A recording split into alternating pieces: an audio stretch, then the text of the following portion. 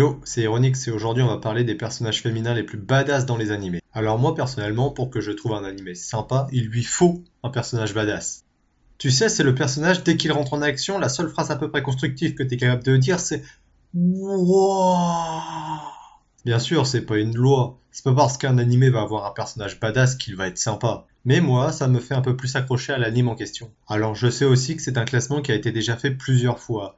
Mais soit ils sont en anglais, soit je le trouve trop court et focalisé uniquement sur les animés ultra connus. C'est comme si tu disais que tu avais visité un pays en ayant visité uniquement la capitale. C'est bien, mais la France n'est pas juste Paris, le Japon ce n'est pas juste Tokyo, ou les États-Unis ce n'est pas juste New York. Attends, la capitale des États-Unis, c'est pas New York, c'est Washington. Ouais. Et donc je vais répondre à ces classements déjà faits sur les filles badass dans les animés, mais en allant ratisser un peu plus loin. Après, comme je l'ai sous-entendu plus tôt, c'est un top personnel, donc si tu n'es pas d'accord, ce qui est ton droit, bah t'es pas d'accord. C'est pas pour autant que je vais changer mon classement. Cependant, il peut très bien avoir des personnages auxquels tu pensais qui n'apparaissent pas dans ce classement. Alors là, tu as plusieurs possibilités. Soit je n'ai pas vu l'animé en question et par conséquent je ne connais pas ton personnage, soit je ne l'ai pas jugé assez badass pour faire partie de ce top 15, et donc peut-être qu'il y aura une suite à cette vidéo. Sur ce, on va pouvoir y aller. On va débuter ce classement par Akame de l'anime Akame ga Kill. Alors pourquoi ce personnage est badass? Putain, elle a un style qui en jette, habillée tout en noir et rouge avec comme seule armure des protections sur les avant-bras. Ensuite, un style de combat au sabre comme on les aime, croisé avec un sens de l'assassinat ultra développé. Elle méritait largement d'ouvrir ce classement.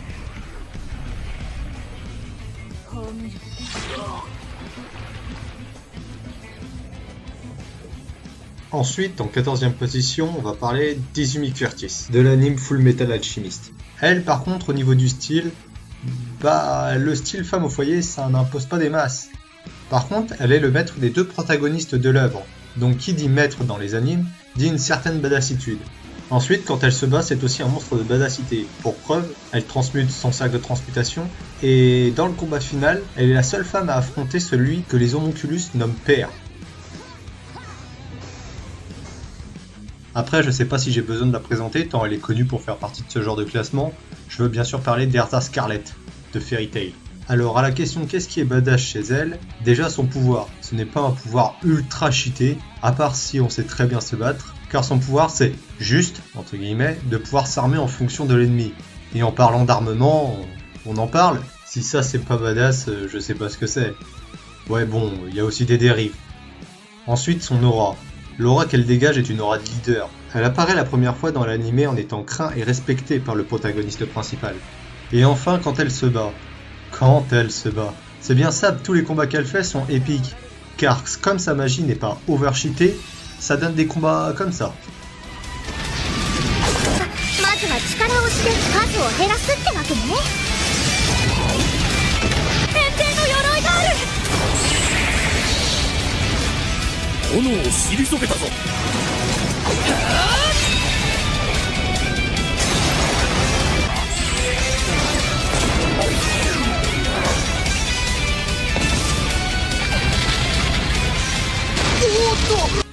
Eh bah, t'as déjà mis Erza et Izumi en 14e et 13e position, t'as intérêt à mettre le paquet pour la suite. Ok, je vais essayer en vous disant juste Misaka Mikoto.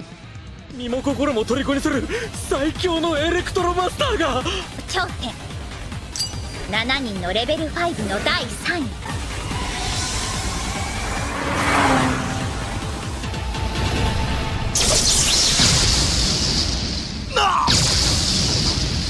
レールガン美坂美琴お姉様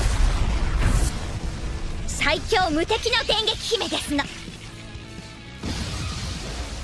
Alors, badass ou pas? En 11e place, je mets Saber de Fate Zero. Alors, niveau badass, déjà, le style. Tu lui mets une armure magique, une épée légendaire, et tu lui mets une longue robe qui nous empêche d'avoir des plans culottes pendant qu'elle se bat. Et putain, elle a la classe! Dans un monde où tous les grands combattants ont repris vie, dont elle fait partie, c'est la seule femme au milieu de tous ces tas de muscles. Et elle n'a rien à leur envier sur la façon de se battre. Elle représente les chevaliers, avec la mentalité qui va avec, c'est-à-dire dévoué à son maître, mais aussi combattant avec honneur.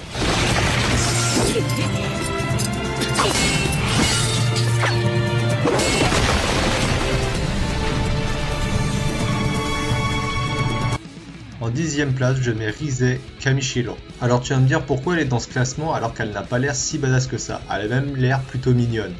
Attends, j'arrive. Voilà, là tu as la vraie Rise, car en fait c'est une ghoul. Et qui dit ghoul, dit que tu dois manger de la viande pour survivre.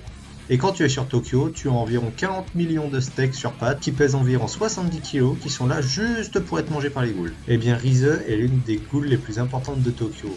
Elle a un territoire de chasse et une très solide réputation qui portera préjudice à notre héros principal, comme le fait de se faire bouffer par une ghoul ou encore de très sympathiques heures de torture. Avec l'une des phrases les plus marquantes de cette série étant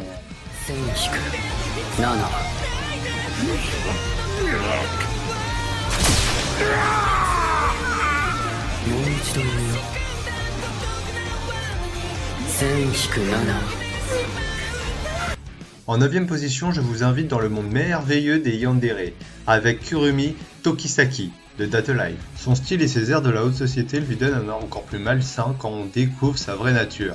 C'est une dangereuse psychopathe. Ouais, comme toutes les yandere quoi.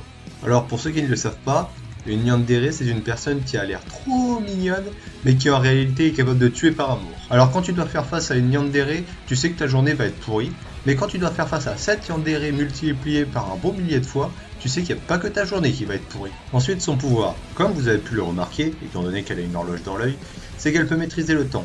Et si tu superposes ce pouvoir avec quelques théories physiques, tu as là l'un des pouvoirs les plus puissants tout animé confondu. En 8e position, je mets Lucide. Qu'est-ce que tu fous là, toi? Si jamais je fais un classement des pires paires de boobs inutiles dans les animés, t'as de fortes chances d'être sur le podium. Enfin bref, donc Lucide Enfélide. Oui, presque, sauf que je la veux pas en mode Pokémon. Quoi, c'est pas un Pokémon? Une personne, une créature qui ne sait rien faire sans être encadrée, qui ne sait dire autre chose que son nom et qui s'extasie sur tout et n'importe quoi, moi j'appelle ça un Pokémon. Mais quand elle redevient elle-même, tu l'as aimé le Pikachu? Oui, la différence entre les deux personnalités est aussi violente que ça. Mais quand elle est comme ça et qu'elle se bat, c'est bien ça, c'est une boucherie. Comme ça, elle est aussi capable de penser de façon certes ultra sombre, mais c'est ce qui la rend badass aussi.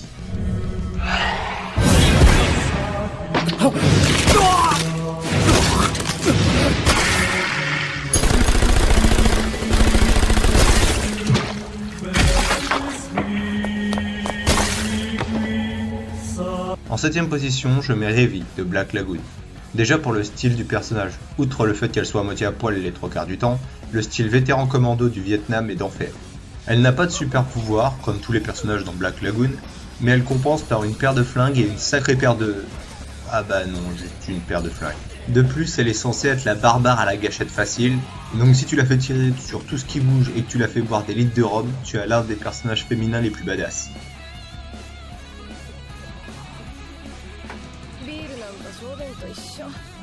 En 6e position, je mets Yuno Gasai de Mirai Nikki.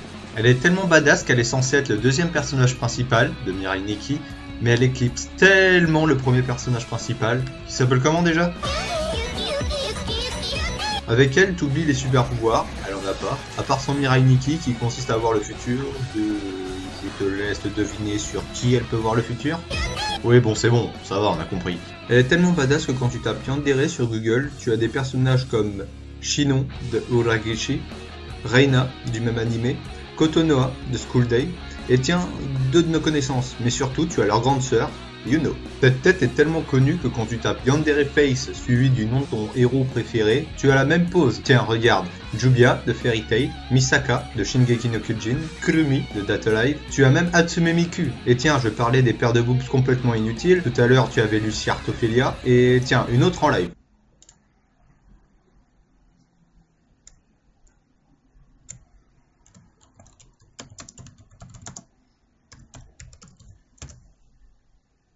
Donc voilà Inoue, et juste à côté, on l'a en Yuno Gasai, qui est d'ailleurs et de l'autre côté. En numéro 5, je ne vous la présente même pas, étant donné que tout le monde la connaît. Je dirais juste que tu sais pourquoi elle est badass, parce que t'as vu aussi bien que moi les Dragon Ball Z.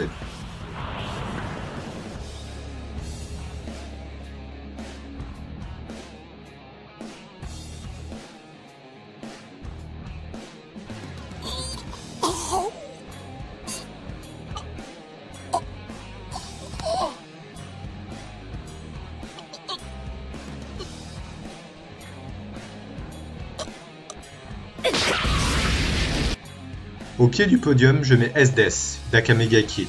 Non, t'as pas le droit, tu as déjà mis Akame dans ton top.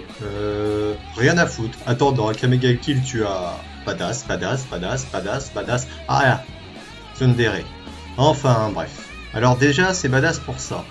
T'as vraiment envie de te battre contre une nana qui porte un uniforme militaire et un regard comme celui-là? Attendez, c'est pas fini. Tous les personnages badass ont une réputation qui fait que t'as peur d'aller l'affronter. C'est ce qu'on peut appeler l'aura du personnage. Et bah SDS, assise en ne faisant rien d'autre que manger une glace, arrive à dire à l'un des personnages principaux de ne pas t'approcher, sinon t'as de bonnes chances d'y passer. Enfin, ses capacités, on va en parler aussi. Alors, t'imagines un mix entre le maniement de l'épée et les pouvoirs de glace de Hitsugaya, de Bleach, et la capacité d'arrêter le temps de Kurumi. En plus de cela, tu lui mets une mentalité du style si tu meurs c'est que tu n'étais pas assez fort le moment voulu, et là tu as l'un des personnages les plus badass dans les animés. On monte sur le podium cette fois avec Nefepitou, ou Pitou. Il était pour moi impossible d'imaginer faire ce classement sans parler d'elle. C'est clairement le chat le plus badass et le plus fort tout animé confondu, et de très loin. Elle est aberrante de puissance physique et de dévotion à son roi. Je parlais d'aura que certains personnages pouvaient dégager, mais aucun personnage féminin ne dégage une aura aussi malsaine et meurtrière qu'elle. Cette même aura qu'elle peut matérialiser pour prendre le contrôle de cadavres. Elle devra en découdre avec le personnage principal, mais devra le faire patienter, ce qui nous donnera l'un des meilleurs moments d'Hunter x Hunter.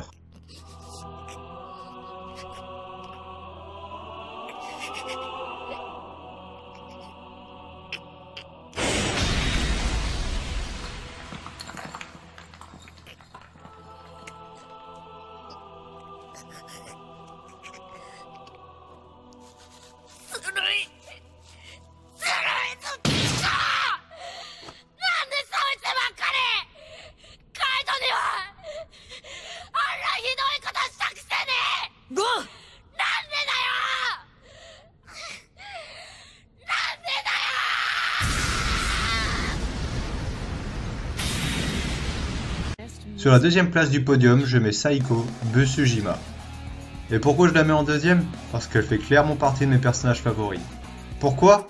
Déjà, le personnage est très beau.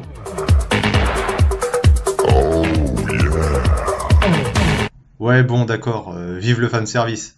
Mais moi, je préfère la voir comme ça. Alors, encore une fois, j'adore le style d'armure légère, sa façon de se battre. Alors, quand tu te bats avec un boken, alors que tout le monde se bat avec des flingues dans un monde où il y a des zombies partout, c'est badass.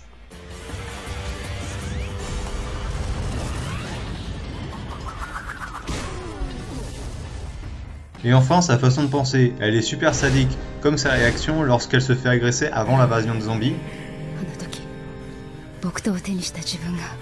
圧倒的優位に立っていると知った私は怯えたふりをして男の動きを誘い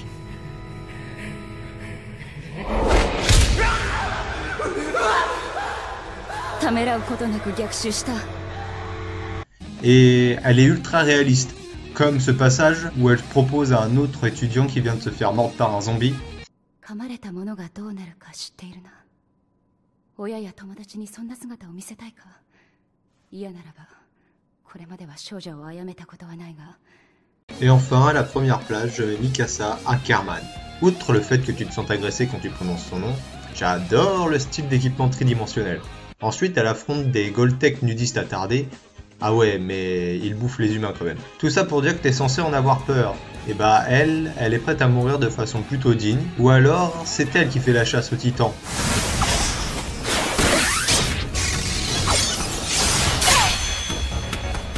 Alors qu'une réaction normale en face d'un titan, c'est plutôt ça.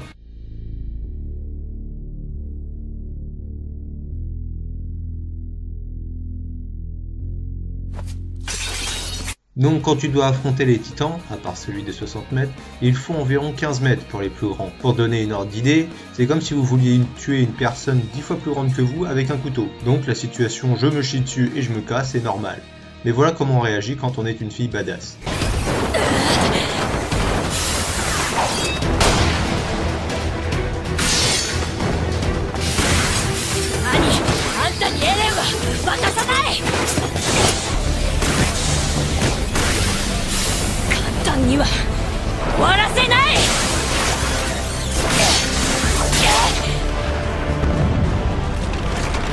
Et donc voilà qui conclut ce top 15 sur les filles les plus badass que tu peux trouver dans les animés. Si tu as aimé, tu peux laisser un pouce bleu, n'hésite pas à partager la vidéo si tu le veux. Si tu avais pu faire ton classement, quelle fille aurais-tu mis? N'hésite pas à me le dire dans les commentaires. Moi, je retourne faire du kung fu avec un panda anorexique.